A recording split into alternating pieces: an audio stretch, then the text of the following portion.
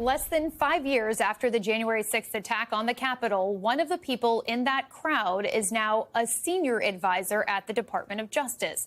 New body camera video obtained by NPR shows Jared Wise, a former FBI agent, on the Capitol steps that day, urging his fellow rioters to, quote, kill police, even calling them Nazis. You guys are disgusting. I'm former law enforcement. You're disgusting. You are the Nazi. You are the Gestapo. You can't see it because you're chasing your pension, right? Your pension, your retirement, right? That's what runs your life, your retirement. The sad thing is they're not even going to get their pension because it's going to be worthless. And shame on you. Shame on you. Shame on you. Yeah.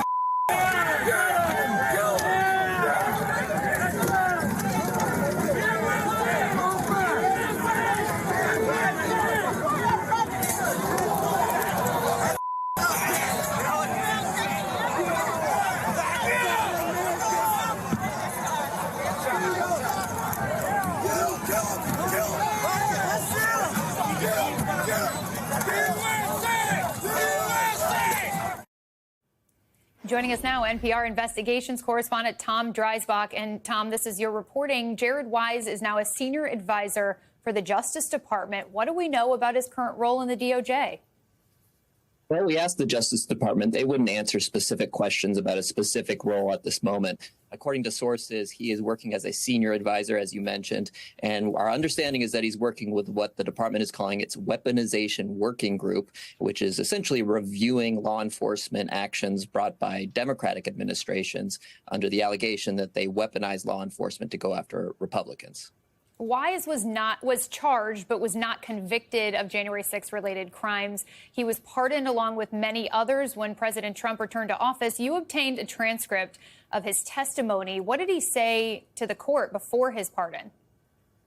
That's right. He testified in his own defense at his trial, and the trial ended up being dismissed. It was set to go to the jury before Trump came to office and ended the prosecution of all January 6 cases and all investigations, including open investigations into assaults. Now, Jared Wise testified at his defense that he was simply extremely angry that day. He said he viewed what the police did, their actions that day, as police brutality in his view, and he was speaking out of anger. But we should note, he did not dispute that he entered the Capitol building through a door that was busted down by other rioters. He did not dispute that he exited through a broken window, and he did not dispute saying kill him, as officers were being assaulted by other rioters in the crowd that day. Well, you can only assume. Now we see the video of it, so he knew that that must have existed somewhere. How did Jared Wise go from being a January 6th defendant to now working in the Department of Justice on a group reviewing improper investigative tactics related to the Capitol attack? Did he get this job because of what he did on January 6th? Well, I think this is part of a broader rewriting of the history of January 6th that we've seen from President Trump in this administration. President Trump, of course, has described January 6th as a day of love.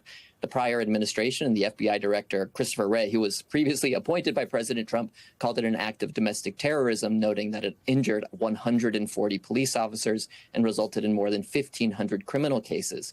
Throughout this administration, though, now that President Trump has taken office again, he has framed January 6th as an act of overreach by Democratic politicians who tried to victimize his supporters.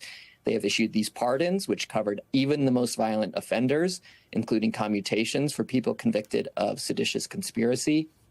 They also have appointed a January 6th advocate, Ed Martin, first to be the acting U.S. attorney for the District of Columbia. He is now the U.S. pardon attorney and director of this weaponization working group. He even defended January 6th defendants in court.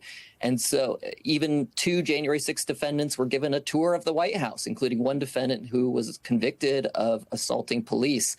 And that defendant said when he went on the White House tour, "I went from the big house to the White House." And so I think these actions are all in line with this rewriting of history that we've seen from the Trump administration when it comes to January 6th. So before January 6th, Wise served at the FBI for more than a decade. In a statement to NPR, a DOJ spokesperson said, quote, "Jared Wise is a valued member of the Justice Department, and we appreciate his contributions to our team." So does it seem to you as though the DOJ is standing by him?